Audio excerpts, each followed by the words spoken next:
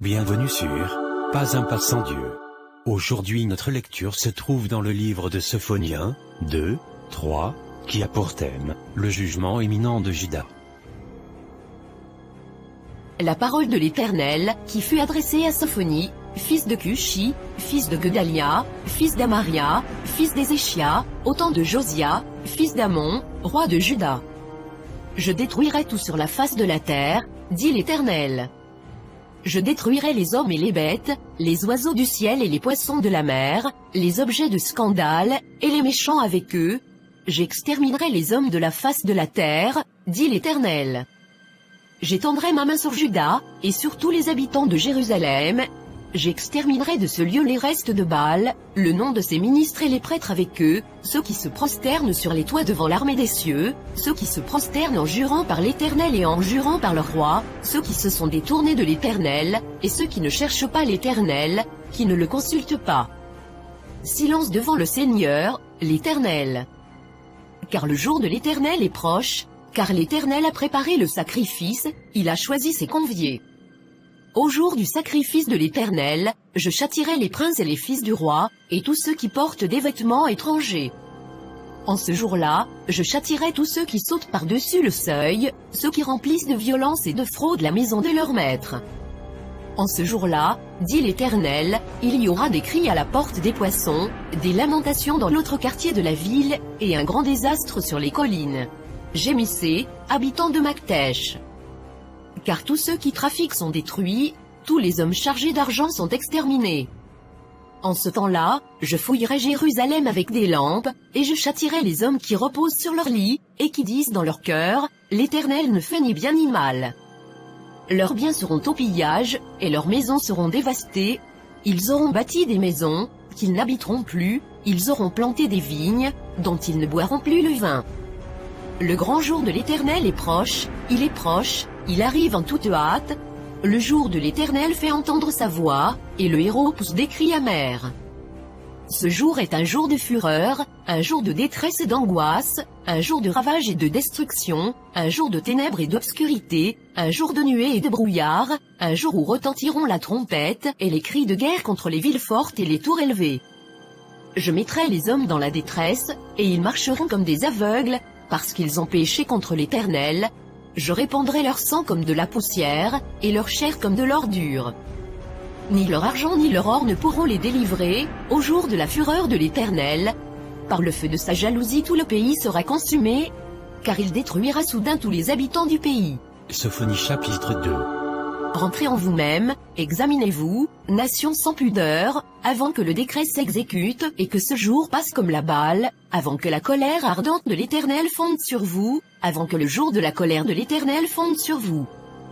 Cherchez l'Éternel, vous tous, humbles du pays, qui pratiquez ses ordonnances.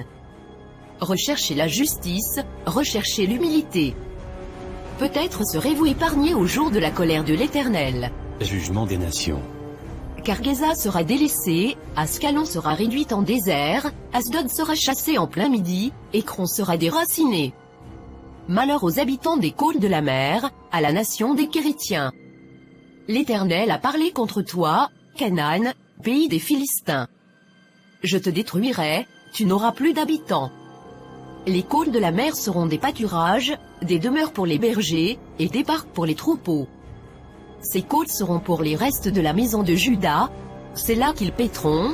Ils ont déposé le soir dans les maisons d'Ascalon, car l'Éternel, leur Dieu, ne les oubliera pas, et il ramènera leurs captifs. J'ai entendu les blessures de Moab et les outrages des enfants d'Amon, quand ils insultaient mon peuple et s'élevaient avec arrogance contre ses frontières. C'est pourquoi, je suis vivant. Dit l'Éternel des armées, le Dieu d'Israël, Moab sera comme Sodome, et les enfants d'Amon comme Gomorrhe, un lieu couvert de ronces, une mine de sel, un désert pour toujours. Le reste de mon peuple les pillera, le reste de ma nation les possédera. Cela leur arrivera pour leur orgueil, parce qu'ils ont insulté et traité avec arrogance le peuple de l'Éternel des armées. L'Éternel sera terrible contre eux, car il anéantira tous les dieux de la terre, et chacun se prosternera devant lui dans son pays, dans toutes les îles des nations. Vous aussi, Éthiopiens, vous serez frappés par mon épée. il étendra sa main sur le septentrion, il détruira la Syrie, et il fera de Ninive une solitude, une terre aride comme le désert.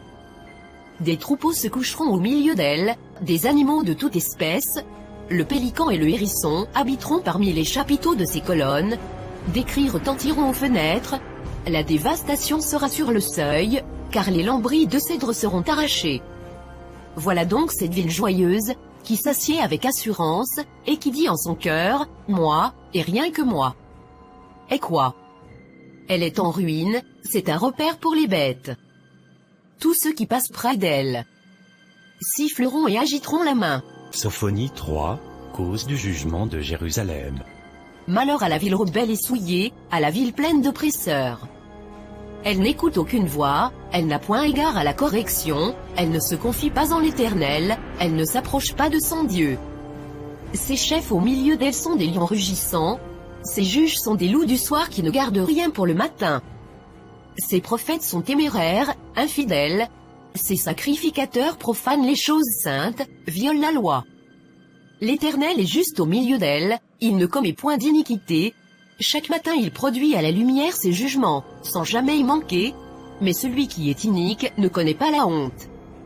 J'ai exterminé des nations, leurs tours sont détruites, j'ai dévasté leurs rues, plus de passants.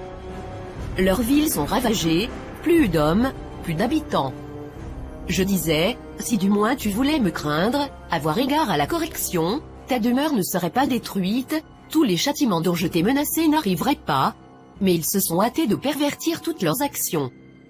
Attendez-moi donc, dit l'Éternel, au jour où je me lèverai pour le butin, car j'ai résolu de rassembler les nations, de rassembler les royaumes, pour répandre sur eux ma fureur, toute l'ardeur de ma colère, car par le feu de ma jalousie tout le pays sera consumé. Bénédiction en perspective.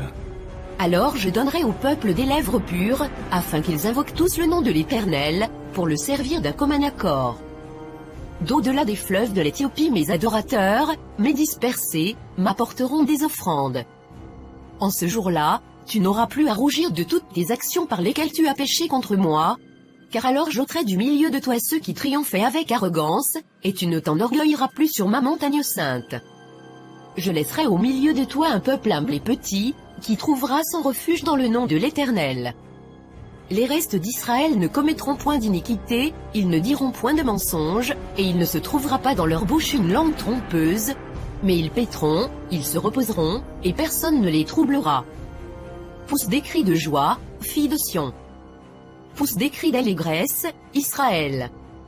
Réjouis-toi et triomphe de tout ton cœur, fille de Jérusalem. L'Éternel a détourné tes châtiments, il a éloigné ton ennemi. Le roi d'Israël, l'Éternel, est au milieu de toi. Tu n'as plus de malheur à éprouver. En ce jour-là, on dira à Jérusalem, ne crains rien. Sion, que tes mains ne s'affaiblissent pas. L'Éternel, ton Dieu, est au milieu de toi, comme un héros qui sauve. Il fera de toi sa plus grande joie. Il gardera le silence dans son amour. Il aura pour toi des transports d'allégresse. Je rassemblerai ceux qui sont dans la tristesse, loin des fêtes solennelles, ceux qui sont sortis de ton sein. L'opprobre pèse sur eux.